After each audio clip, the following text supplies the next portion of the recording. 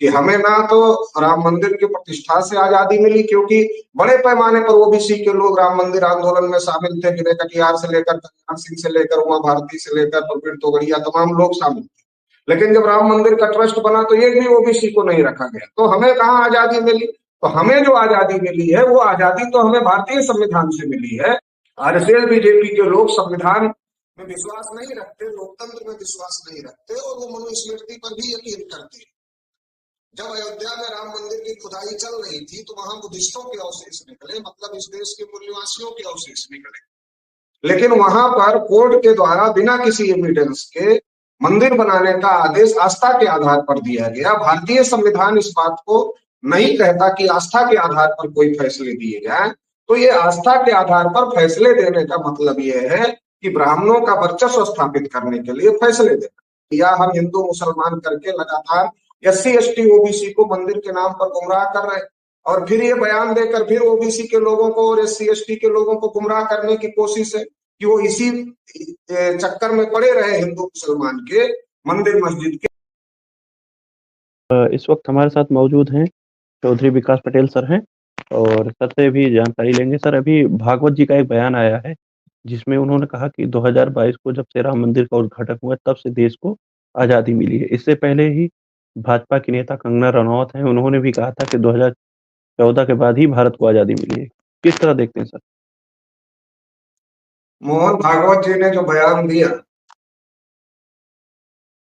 और उन्होंने ये कहा कि राम मंदिर का जब प्रतिष्ठापन हुआ तो उसके बाद देश को सच्ची आजादी, उसके साथ साथ उन्होंने ये भी कहा कि हजारों साल का जो विदेशियों का आक्रमण का दंश भारत झेलता रहा। लेकिन अगर इसके बारे में हम लोग बात करें कि आजादी के बारे में, एक तरफ ये हम लोग पढ़ते रहे हैं और सुनते रहे हैं कि 15 अगस्त 1947 को देश आजाद, और अभी आरएसएस बीजेपी के द्वारा आजादी के लिए अलग अलग दूसरी बातें कही जा रही है। लेकिन एक्चुअल बात ये है कि एक तो 15 अगस्त 1947 को जो हुआ वो अंग्रेज देश छोड़कर गए, और भागवत जी का जो इशारा है वो मुगलों की तरफ।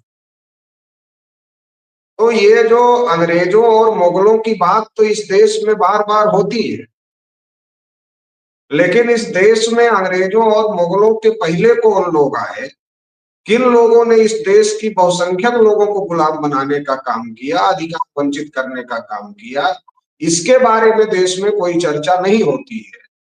एक्चुअल बात यह है कि इस देश में अंग्रेज बाद में आए, मुगल बाद में आए, और अंग्रेजों और मुगलों से पहले इस देश में यूरेशिया से चलकर ब्राह्मण लोग आए। ऐसा टाइम्स ऑफ इंडिया में 21 मई 2001 को जो रिपोर्ट छपी डीएनए की, उसके आधार पर यह प्रमाणित होता है।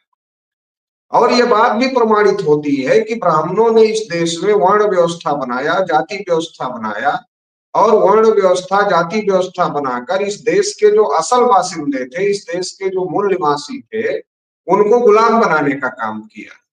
अगर आप मनुस्मृति पढ़ो तो मनुस्मृति पढ़ने के बाद ये पता चलता है कि मुगलों की गुलामी भी उतना भयानक नहीं थी और अंग्रेजों की गुलामी भी उतना भयानक नहीं थी जितना भयानक गुलामी ब्राह्मणों की गुलामी थी, कि पढ़ने लिखने से लेकर धन संपत्ति रखने के अधिकार से लेकर, बोलने सुनने के अधिकार से लेकर, कुर्सी पर बैठने के अधिकार से लेकर, तमाम अधिकारों से वंचित किया गया था, मौलिक अधिकारों से वंचित किया गया। आदमी को इंसान के बजाय जानवरों के लेवल पर ले जाकर के खड़ा किया गया था। तो ये जो सिस्टम बनाया ये ब्राह्मणों के द्वारा बनाया गया। अब जब आजादी की बात हो रही है तो बड़ा सवाल ये खड़ा होता है कि ये सिस्टम अंग्रेजों ने नहीं बनाया, मुगलों ने नहीं बनाया। तो इस देश के जो असल बासिंदे हैं, असल मूल निवासी लोग हैं, उनसे तो जो ब्राह्मणों की गुलामी थी, उस गुलामी से आजादी ज्यादा जरूरी थी। और इसके लिए एक लंबे समय तक फूले साहू अम्बेडकर ने संघर्ष किया, और उस संघर्ष का नतीजा ये रहा कि बाबा साहब डॉक्टर अम्बेडकर को संविधान सभा में जाने का मौका मिला और संविधान लिखने का मौका मिला।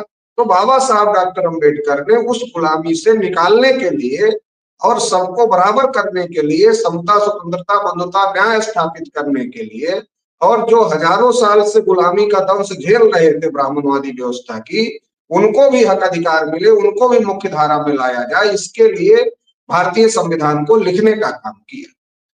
तो ये भारतीय संविधान की वजह से इस देश के मूल्यवासी बहुजन समाज के लोगों को आजादी मिली।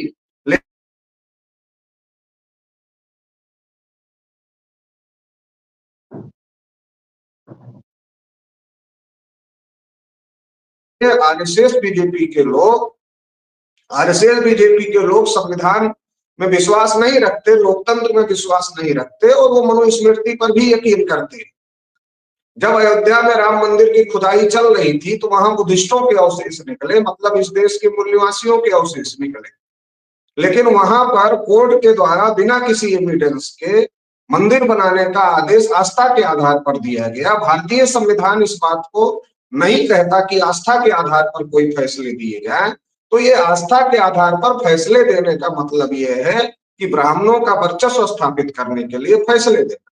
तो इसलिए मोहन भागवत को लगता है कि मंदिर बन गया तो ये ब्राह्मणों का वर्चस्व स्थापित करने के लिए आस्था के आधार पर फैसला आया, तो ये ब्राह्मणों का वर्चस्व स्थापित हो रहा, इसलिए उनको आजादी महसूस हो रही।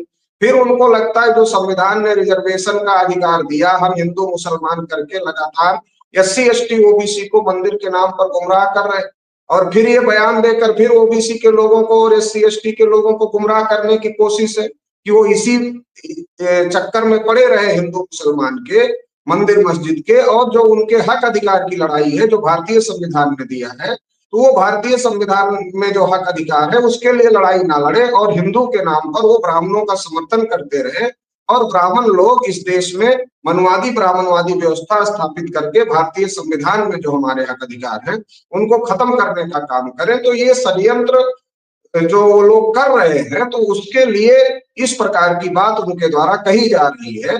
तो ये बात देश में खास तौर से पिछड़े वर्ग के लोगों को, शेड्यूल कास्ट शेड्यूल ट्राइब के लोगों को समझने की जरूरत है कि हमें ना तो राम मंदिर की प्रतिष्ठा से आजादी मिली, क्योंकि बड़े पैमाने पर OBC के लोग राम मंदिर आंदोलन में शामिल थे, विनय कटियार से लेकर कल्याण सिंह से लेकर उमा भारती से लेकर प्रवीण तोगड़िया, तमाम लोग शामिल थे। लेकिन जब राम मंदिर का ट्रस्ट बना तो एक भी OBC को नहीं रखा गया, तो हमें कहाँ आजादी मिली? तो हमें जो आजादी मिली है वो आजादी तो हमें भारतीय संविधान से मिली है, और भारतीय संविधान में जो मौलिक अधिकार हैं और जो हमारे अधिकार हैं, जो हमारे लिए कहे गए, जो इस देश में हजारों साल से पिछाड़े गए लोग हैं उनको जो अधिकार दिए गए हैं राष्ट्र की मुख्य धारा में लाने के लिए, उससे हमको आजादी मिली है। तो उन अधिकारों को हम लोगों को समझना चाहिए और उनके लिए हम लोगों को संघर्ष करना चाहिए, क्योंकि 26 जनवरी आने वाला है और 26 जनवरी गणतंत्र दिवस है। भारतीय संविधान 26 जनवरी को लागू हुआ था, तो वास्तविक आजादी जो मूल निवासी बहुजन समाज की आजादी है वो तो संविधान लागू होने से, चूंकि संविधान के पहले इस देश में जो ब्राह्मणों ने मनुस्मृति लगाया था उस मनुस्मृति में तो हमारे लोगों को बराबरी का भी अधिकार नहीं था, और जो मानवीय अधिकार होते हैं, मौलिक अधिकार होते वो भी नहीं था। जानवरों से बदतर जिंदगी जीने के लिए हमारे लोगों को मजबूर किया गया था। तो ये जो संविधान ने सबको बराबर किया, 1 वोट 1 वैल्यू लागू किया, तो इसकी वजह से हम लोग आजाद हुए हैं। तो हमें गणतंत्र दिवस को धूमधाम से मनाना चाहिए और संविधान को पढ़ना चाहिए, समझना चाहिए, और जो हमारे हक अधिकार है उसके बारे में हम लोगों को सतर्क रहना चाहिए। जी, तो भागवत जी समय-समय पे बहुत सारे बयान देते रहते हैं सर। तो इस बार जो बयान दिया गया है, आप बता रहे हैं कि मुद्दे को डाइवर्ट करने के लिए, तो किन-किन मुद्दों को लग रहा है कि बड़े पैमाने पे जो उठाया जा रहा है? चाहे EVM का मुद्दा हो, जातीय बाबा जनगणना साहब का डॉक्टर अम्बेडकर का अपमान अमित शाह जी के द्वारा किया गया, तो ये बड़ा मुद्दा था। तो बाबा साहब डॉक्टर अम्बेडकर का अपमान किया गया, इसको लेकर के देश में बड़ी चर्चा थी। दूसरा, अभी जो गणतंत्र दिवस धूमधाम से मनाया जाना चाहिए, आप ये भी नोटिस करते होंगे कि गणतंत्र दिवस जिस धूमधाम से मनाया जाना चाहिए उस धूमधाम से सरकारें मनाने का मनवाने का काम नहीं करती है। उसका कारण यह है कि 26 जनवरी 1950 को संविधान लागू हुआ, तो 1 वोट 1 वैल्यू और सभी नागरिक बराबर हैं, ये भारतीय संविधान में बाबा साहब डॉक्टर अम्बेडकर ने लिखा और इसको लागू कर दिया गया।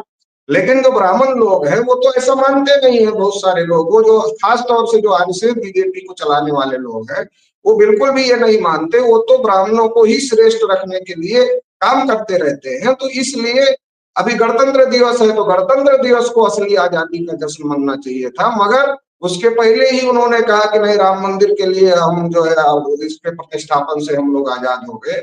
अभी OBC की गिनती का बड़ा मुद्दा है, EVM से लोकतंत्र को खत्म कर रहे हैं लोग, तो इनको लग रहा है कि हम हिंदू मुसलमान करते रहे और उन जलूल के बयानों में लोगों को फंसाते रहे और देश की जो संवैधानिक संस्थाएं हैं उस पर हम अपने लोगों का कब्जा करवाकर देश में संविधान और लोकतंत्र को खत्म कर देंगे।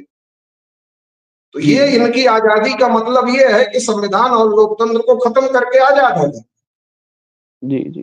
तो धन्यवाद सर, आपने महत्वपूर्ण जानकारी दी और तमाम एससी, एसटी, ओबीसी के लोग जो भी इस वीडियो को देख रहे हैं, ज़्यादा से ज़्यादा वीडियो को शेयर करें। धन्यवाद सर। धन्यवाद।